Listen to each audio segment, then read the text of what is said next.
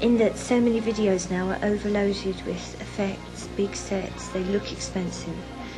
So what we wanted to do was just keep it in one set, one environment, and depict what, for me, the song is the sensuality of this planet, the weather, the elemental changes, being able to reach out and touch, the sound of the wind, all these wonderful things that we are surrounded by.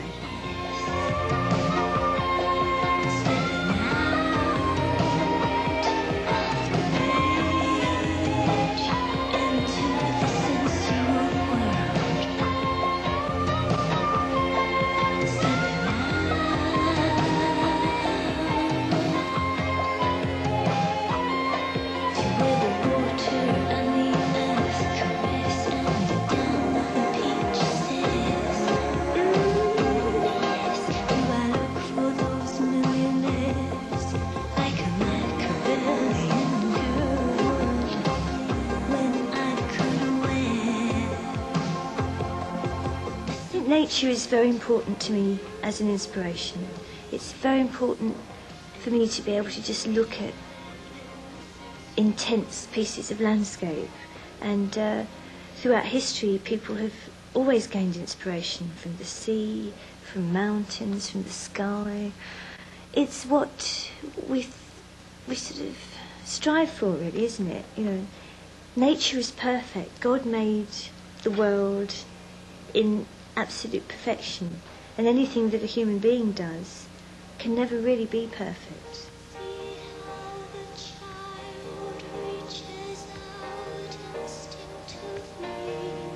The discovery of music personally for me came when one day my father took me into the piano and showed me the scale of C on the keyboard, and I couldn't believe that this was how it worked, that it was so logical, that there was actually a plan to the keyboard that was so easy to see. It was like playing one finger on the notes and then singing that tune, and then gradually I got to understand about chords. Now once I hit chords, that was really it. You know, this was the most exciting thing in my life, a chord.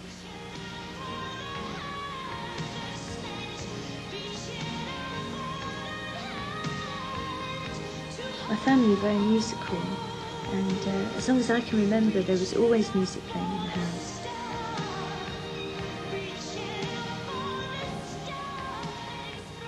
It surprises me even now when I look back at the amount of time that I was putting in, that, as you say, I was dedicated.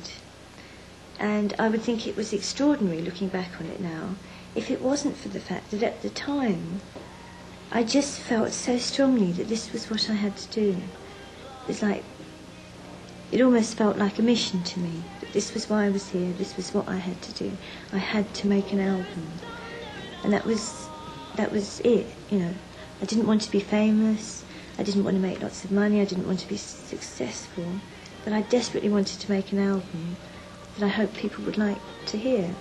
So all my energy was going into that. Even the dancing was tied in really with just trying to allow myself to grow a bit, to be able to express myself. And I also think if I hadn't put in those 2 years of dance training, I don't think I could have coped with anything after that point, because the discipline and the humility that it taught me is something I think I'm still gaining a tremendous amount from.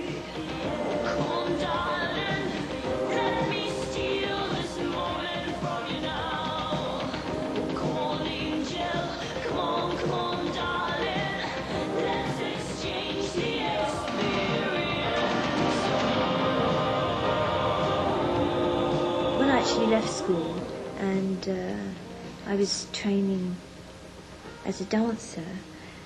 I kind of worked out a routine for my day, which would be I'd get up in the morning, I'd practice scales and that on the piano, go off dancing, and then in the evening I'd come back and play the piano all night.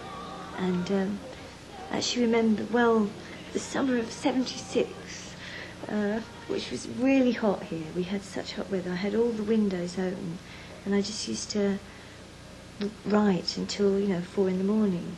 And I got a letter of complaint from a neighbour was basically saying, "Shut up," because they had to get up at like 5 in the morning. They did shift work, and I was, my voice has been carried the whole length of the street, I think, so they weren't too appreciative.